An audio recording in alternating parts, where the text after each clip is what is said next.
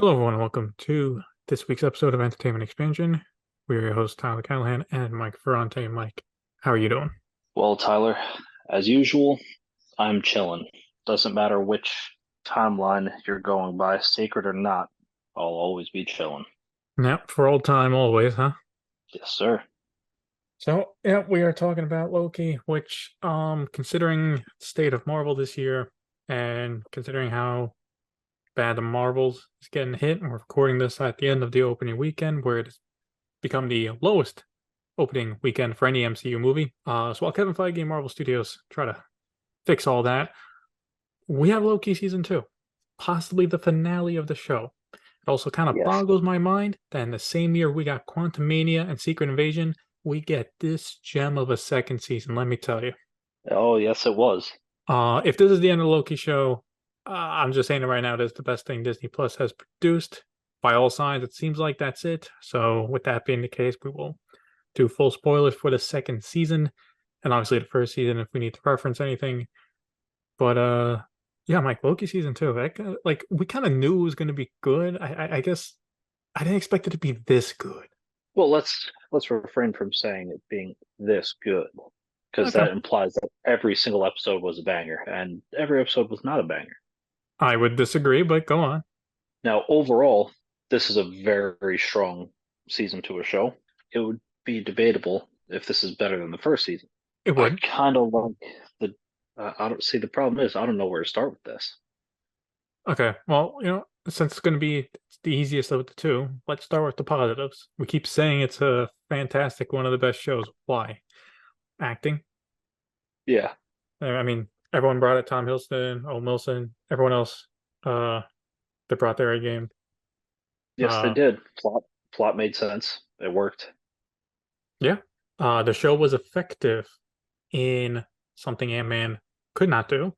Is Loki season one brought in Kang and laid the foundation of the next big bad. Loki season two really hammered home the point on why he's the next big bad. Did they though?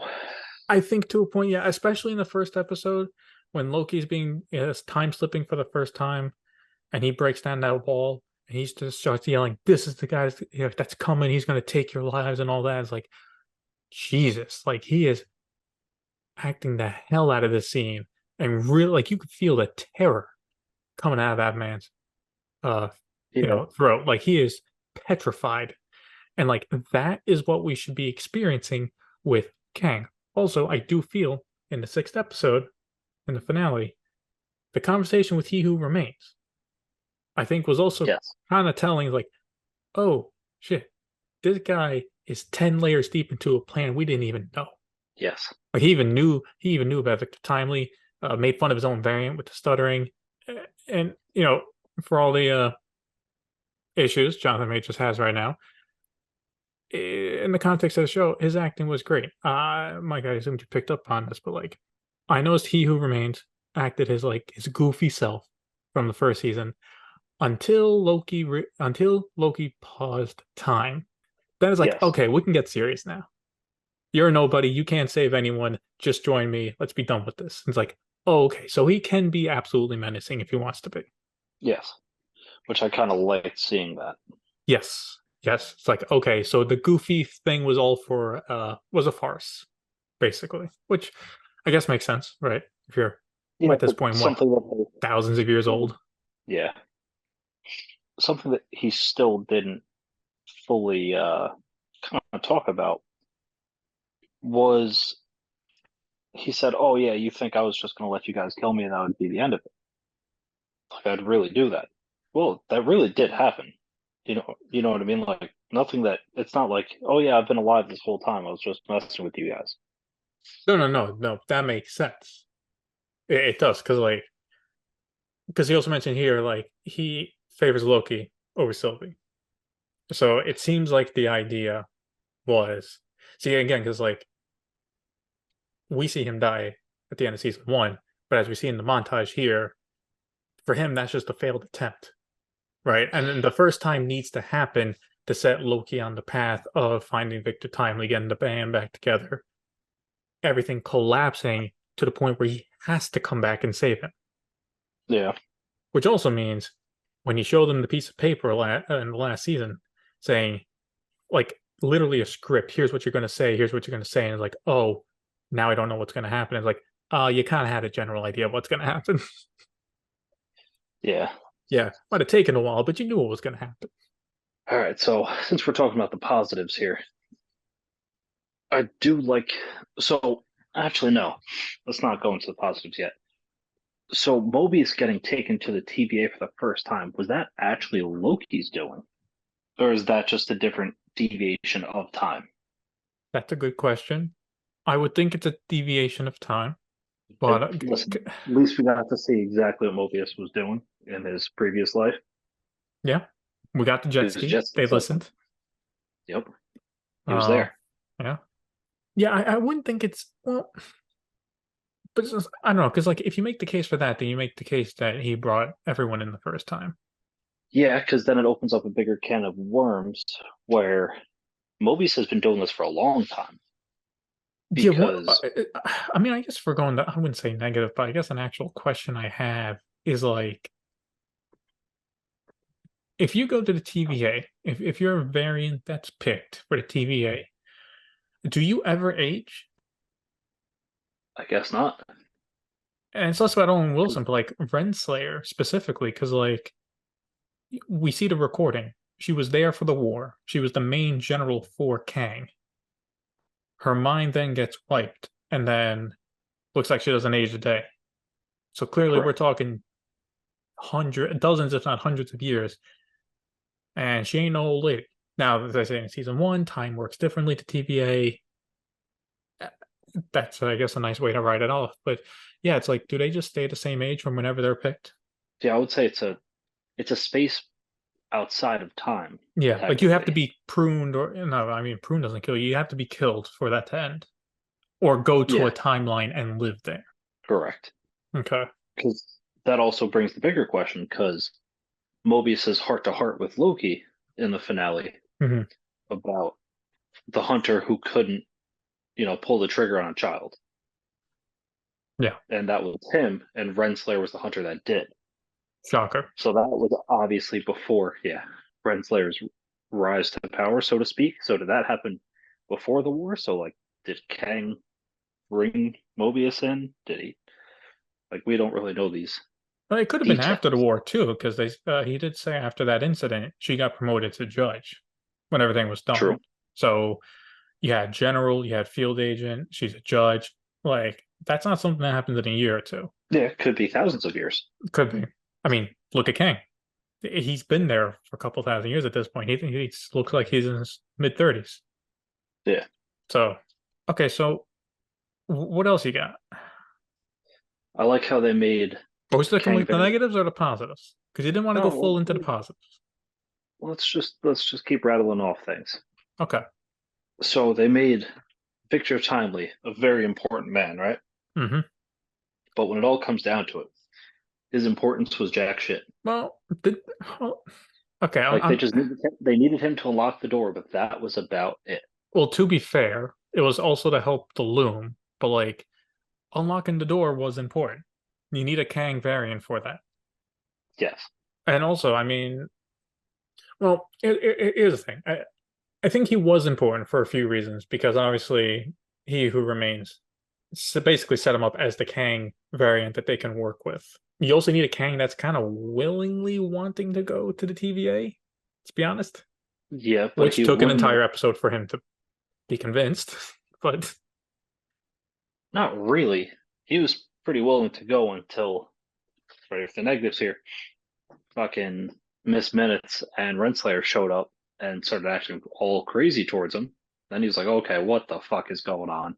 that that's a negative for me, but for a different point of view. So like, Well, let's hear that point of view, Tyler. I'm gonna get into it. We'll get So to it. I think, see, Miss Minutes I thought was fine, but I think like Renslayer's plot development just kind of was cut short, Yeah, which is weird because at the end of season one, she set out on her journey. Turns out it's like she's not going on her own journey. It's to get He Who Remains back. And then she gets pruned, and then she's out up until right at the end where she's on the place where you get pruned, and we hear that giant cloud monster. Was it Eliath, right? Yeah, Which you're putting that right at the end of what is supposedly the end of the entire show. Eh, I assume that goes somewhere, like maybe in Avengers, like Kang Dynasty. She's just like a secondary antagonist. that's if Kang is still the antagonist. Because they basically left it open to they don't really need to include him anymore. They don't really want to. Well, see, that's the thing. Another thing this show does well is that, like you said, so at this point now, they can go multiple different ways. They can drop Kang if they want to. They can keep Kang, but a different actor because it's a variant. Boom, done. The He Who Remains Victor Timely variant doesn't exist. TVA handled them, write it off. Or they can stick with him, in which case, it's all builds to it. I don't know what they're going to do. Marvel Studios is in a little bit of a disarray right now. Yes, they are. My only concern is, look, personally for me, I don't want them dropping the Kang stuff. If you need to drop majors and find a new actor, fine. There's plenty of actors that can do the role. Like But Don Cheadle. I was going to say Terrence Howard, but sure. Don Cheadle's the replacement guy. You need Don Cheadle. Boom, I'm here. Deal with it. Yep. Wipes out three universes. Plot twist. Not only was Rhodey a skull, he was also Kang this entire time. Yeah. But like, I find Kang interesting, but the issue is like you've committed so much of the some of the projects now. You've committed to the Doctor Strange movie. You've committed 2 seasons of honestly the best content since Infinity War. Yep. To this villain that you're gonna be like, nah, we're done. We're just gonna go to X-Men Fantastic Four now because we messed this up. Like, that's some loser talk. That is some It loser is, talk right but there. Like, no, it's no. the easiest thing for them to do. Is it though? Because here's the thing: if they switch right to X-Men Fantastic Four and they drop Kang, I'm out. Because at this point, for me personally, with the Guardians wrapped up, Iron Man's gone. Doctor Strange, I don't know when he's coming back. The only thing I care about at this point in the MCU is Loki's group of characters and Deadpool. And I Yeah. expect them to be major players to finish off the Kang story. And if they're not doing Kang, then I don't care.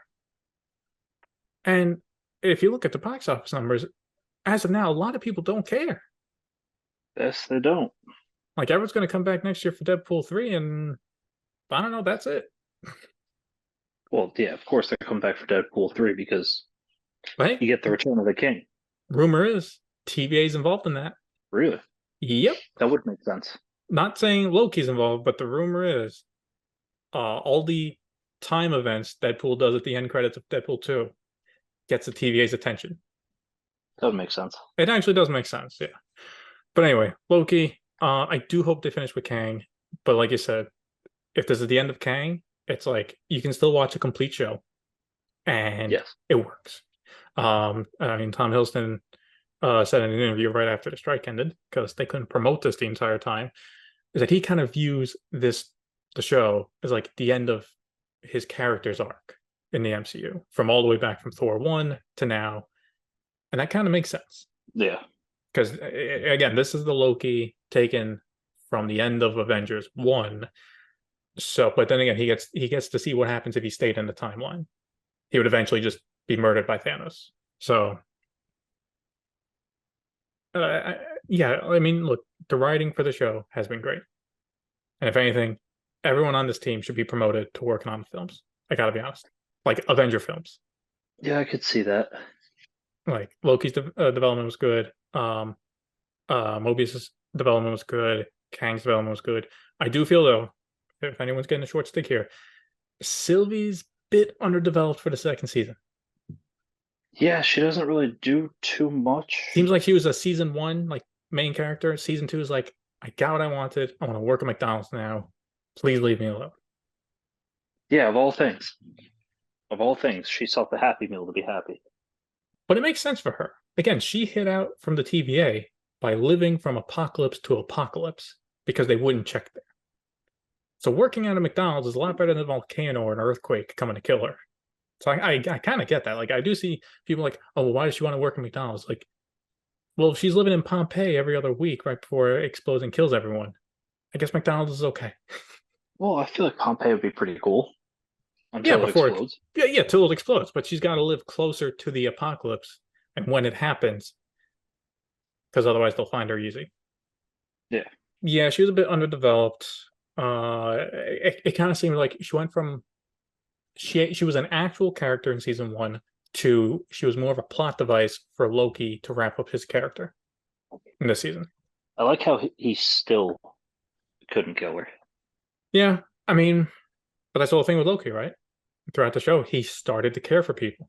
Yeah, Like if this was and Carrie he didn't. early season one, episode two Loki, he would have killed her, no, without a doubt. Yeah, But fantastic character development for Loki in this show. I would hope so for the show called Loki. Well, listen, we don't Um, want to bring up past Disney projects that the show was called something and has nothing to do with that show or that yeah, we're person. not going to talk about it. So, But hey, the action in the show too was pretty good. yeah, it was solid. Yeah. In regards to new additions, I was like, Kihei Kwan for Ouroboros was a fantastic addition. I was kind of worried he was only going to be in the first episode, like a guest appearance. I was glad he was one of the main characters. Yeah, and he fit right in too. Oh yeah, he fit right in. Like the chemistry between him, Hiddleston, and Wilson is just fantastic. He needs more acting roles. Like, come on, Hollywood. Yeah, that's another thing that I feel like this show did very well at was the comedy in the show. Yeah, They were they were able to inject comedy in scenes and not make it feel forced most of the time. yeah. I mean, I think one that kind of stands out is episode three when they're trying to get Victor Timely. It's like Loki and Mobius are trying to leave the building. Brute stands in their way. Loki uses his magic to put him outside, and it's just like Mobius is like, oh, he'll be here all week. As they try to rush out, like simple, got a quick laugh. Let's move on. Yep. That was fun. But on the flip side, the show got really dark too. Not shown on camera, but the cube of like 20 people being crushed to death. You know, that's Yeah, Miss Minutes it's crazy. Miss Minutes is psychotic. Yeah, she's great. But yeah, just hearing the crunching, the screams until it got quiet, it was like, okay, damn, this this dark. Marvel's getting serious, but yeah, It's about damn time. yeah. I mean, they do have Echo next year, which will be rated, I think what TVMA.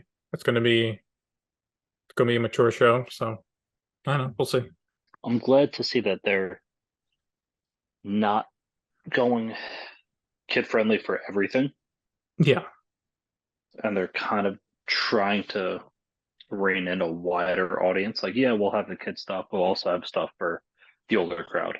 and look, whenever an Avengers movie comes out, yeah, it has to be a little more kid friendly, right? We're not gonna do full blown genocide on that, but yeah, like for other stuff, let's push it a bit. You know. No, they've done genocides Well, I guess Infinity War was a individually, but genocide if you think about it. yeah, it really Yeah. was. Yeah. It wasn't a gory genocide, but a genocide nonetheless. Yeah, I'm just trying to think. Is there anything else we didn't talk about? I mean, Yeah, we didn't talk about the final, Tyler. What oh, Loki has become. so yeah, so he's become a god. He has his throne. Well, he's always was a god, but I guess now a god with a title. I'm seeing God of Story thrown out there, seeing God of Time thrown out there. I'm seeing people be like, see, this is why the time stone is green because of I think Loki. that's I'm like, I don't know about that, that's it. but okay, it's a nice Yeah, coincidence. but yeah, it's. I think it was very well that he got a throne, not necessarily the throne that he wanted, Hmm. but the throne that was pretty much made for him. Yeah. But also, I'd like to point out his journey to get on that throne furthermore proved that he could have just went out and repaired the loom himself, and Victor Tomley wouldn't have just burst into silly string. Yeah, but the first time that happens at the end of Oh, it was episode great. four, that was like, what the hell is happening? It was like, oh well, should have thought that coming. I thought they were hyping it up too much. That he gets 1 foot out and just gone. He's spaghetti. Yep. Yeah, And I will say, Loki, from destroying the loom to ascending the throne, that whole section, that's like from a movie with the Yes. cinematography and the special effects. They like also the special effects too. Everything was good. Yeah. Like like, but I guess this is what happens when you have a solid script. You know what you want to do. They did make a point before the second season came out that Loki season two, and I don't know if this is worth the compliments they were expecting, but they mentioned in interviews that Loki season two is the first MCU show or movie to not do any reshoots. They filmed what they wanted on the script. They got it filmed, edited, done, and my God, does it show? Yeah. If you don't have to do reshoots, yeah, give the special effects people more time to clean up the special effects, make them look better. Um, I kind of hurt Quantumania because they keep flip flopping back on the ending if Kang gets out or not. How are these guys supposed to get the effects done? True. But for Loki, they filmed exactly what they wanted. It shows. It looks great. Also, I think a lot of these episodes are pretty rewatchable too. Like Yeah, for the I most kind of want part, to go I'd back say and that. watch some of them. Yeah, I definitely am gonna rewatch the finale. yeah. The montage at the beginning of finale. That's just like, oh my god, how long will it take to learn quantum physics and everything that you know? Hundreds of years. Could be a century. That gives you the time breakdown. Yeah. Uh, Okay, yeah. so listen, we're not going to do a whole ranking of the MCU shows. We all know how that's going to end. But this did get me curious, Tyler. What do you prefer, season one or season two of Loki? What do you think overall was a better show? Season two. Okay. Any pinpoints to back that up, or just kind of what you're feeling? No, it's my answer. No, I'm kidding. I'm kidding. So I prefer season two to season one because, you know, like I kind of mentioned earlier in the episode, like I personally thought more or less all the episodes in season two are bangers. They're all hits. They're all great. Season one, I kind of felt, from what I remember, kind of meandered a little bit middle toward the end. Like me personally, him meeting the other Lokis kind of was like it was fine. And again, you had to do a lot of the character development and heavy lifting. I wasn't sure how I was going to feel about Sylvie in the beginning of season one. So now by the end of season one, still thought it was a great show. Don't get me wrong. But compared to season two, we know where all the characters are, where they stand, what they want. It's just all great. True. Unless you're a big fan of Renslayer and you were hoping for some character development or for Sylvie. I'm sorry. Yeah. To be fair, season two, if you look at it like the conclusion to Loki itself, not just the show, but him as a character, I think it nails it across the board. It Yeah. checks all the boxes. Would it be cool to see him come back? Absolutely. But why do I feel like Loki would definitely still drop in through time and just fuck with Thor and leave? I mean, who's to say you can't just make an illusion into one of the timelines? No. No, he doesn't have that power anymore. I don't know if he does. He kind of stopped using the whole illusion thing for a while. He used it a little bit in this season with Chase, but Brad. Yeah, No, he did. He made like 20 illusions, making him think he's going to fight him. true. But yeah, that's like the first time he's used it since Ragnarok. Yeah. And also, he's got to be pretty nearby to do illusions. We've never seen him do illusions while Yeah, he's in a but different. now he's what, the god of time? I mean, who knows? It's true. It's very true. Uh, well, So Tyler, do you have any more thoughts? no, I think that's about it. I'll just say right now, yes, you should obviously watch season two of Loki. If you haven't watched season one of Loki, you should watch all of it. It's fantastic. And considering how, there's a quiet period now in Marvel. Again, the next movie is Deadpool 3, which is in 7 months. If you're looking for MCU content, this is the best thing you can get right now. Well, I'm gonna have to agree with you. And since there's such a lull in Marvel content recently, why don't you guys just go ahead and rewatch season one and two of Loki? Come back, let us know what your thoughts were. Do you agree with us? Do you not agree? As always, feel free to let us know. at Entertainment Expansion. Check us out on Instagram, Facebook, and YouTube. Thank you for listening.